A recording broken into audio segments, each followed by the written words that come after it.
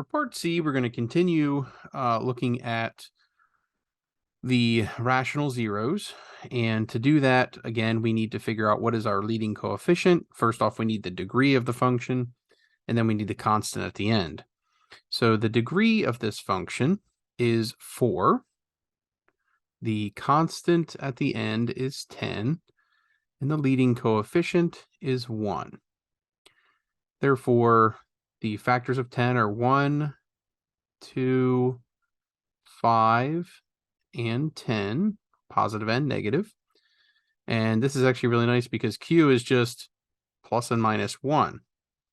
So when I do my possible rational zeros, the factors of P over factors of Q, I just really get factors of P back, right? Plus and minus 1, plus and minus 2, plus and minus 5, and plus and minus 10. So now I need to select one of these and substitute them into h of x and prove that I get 0, right? That's using the factor theorem, and that'll tell me if I found a 0 for the function. So you might want to pause here and pick one and plug it in and try. I'm going to plug in x equal 1 into the function. Okay, so h of 1, that's 1 to the 4th plus 1 cubed plus 5 times 1 squared minus 17 times 1 plus 10. That's 1 plus 1 plus 5 minus 17 plus 10, right? Because 1 to any power is just 1. Then we have 10 plus 5 is 15, plus 1, 16, plus another one, 17, and we have minus 17. So we get 0. That's fantastic. That tells us that a root is x equals 1, and a factor is x minus 1. Okay. Now, if we use our synthetic division, we can find another factor. So to do that, we are going to put our root on the outside, put our coefficients on the inside. They were 1, 1, 5, minus 17, and 10. So bring down the first number, multiply, add down the columns, continue across.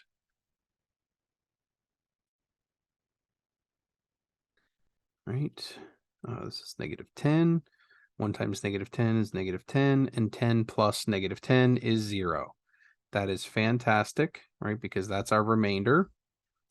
This is our constant. This is the x terms coefficient, the x squared terms, and the x cubed terms. So we can then rewrite h of x as a combination of the factor we found, x minus 1, and the remaining factor, which is x cubed plus 2x squared plus 7x minus 10. Now our goal is to figure out how to factor that further. It's 4 terms, which means grouping is a possibility, but it looks like if we tried to do that, it's not going to work out very nicely for us. So instead, what we need to do is go ahead and look for another one of the possible roots that now goes into this factor. Right, remember that if this piece also were to equal 0, then it doesn't matter what x minus 1 gives us. It's being times by 0, and that results in 0. So I'm just going to call this portion j of x for a second. And I'm going to come down here. So we need to figure out j of some value. Now we've used 1. Let's just try negative 1, see what happens. So I'll plug negative 1 in here. Okay, so that's going to be negative 1 cubed plus 2 times negative 1 squared plus 7 times negative 1 minus 10. Negative 1 cubed is negative 1. Negative 1 squared is 1 times 2 is plus 2. 7 times -1 is -7. And then we have -10. So it looks like we're not quite going to get what we need there. Right, it's going to be -18 plus 2, so it looks like -16. All right, so we need to make another choice. So we have to try something else. We tried -1. We could try any of the other factors, but I have a feeling I'm going to try 1 again, right? So we found that 1 was a root before. Let's see if 1 also makes this turn into 0. So if we just were to change this to a +1, then this becomes +1, same thing. Okay. How does that change the answers on the back end? Well, we'd have 1 plus 2 plus 7 minus 10. And this time, right, that's 7, 8, 9, 10 minus 10 or 0. So it looks like x equal 1 is a root again, and x minus 1 is another factor. Okay, so we need to use synthetic division once again. We're trying to put 1 into our function, which was j of x. So if you need, we can scroll up here so we can see it. The coefficients were 1, 2, 7, and -10. Right? Let's bring this down. So bring the 1 down. 1 times 1 is 1. 2 plus 1 is 3. 1 times 3 is 3. 7 plus 3 is 10. 1 plus 10 is +10. Add those together, we get 0. We've done a good job because our remainder is 0. This is our constant. This is the x term and x squared term. So where are we currently? Well, the function h of x that we started with had a factor of x minus 1. Then we just found another factor of x minus 1.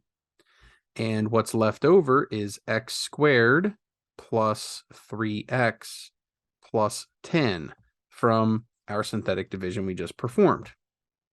Now, that is a squared term, right? X squared. So we would like to try to get that factored down even further. Can we do that? We're looking for two numbers that multiply to 10 and add to 3. It doesn't look like those factors are going to work, right? If we had 5 and 2, one of them would need to be negative, and that doesn't work out for us. So it looks like we're going to go ahead and have to do quadratic formula. Right, so remember this is ax squared plus bx plus c form. So when I do x equals opposite of b, that's 3, plus or minus the square root of 3 squared minus 4 times a times c, all over 2 times a. And then we're just going to go ahead and simplify. So 3 squared is 9. Then I have minus 4 times 10, or 40, all over 2. You might start to notice that we're going to have a negative number under the radical, which means we have to introduce our complex solutions.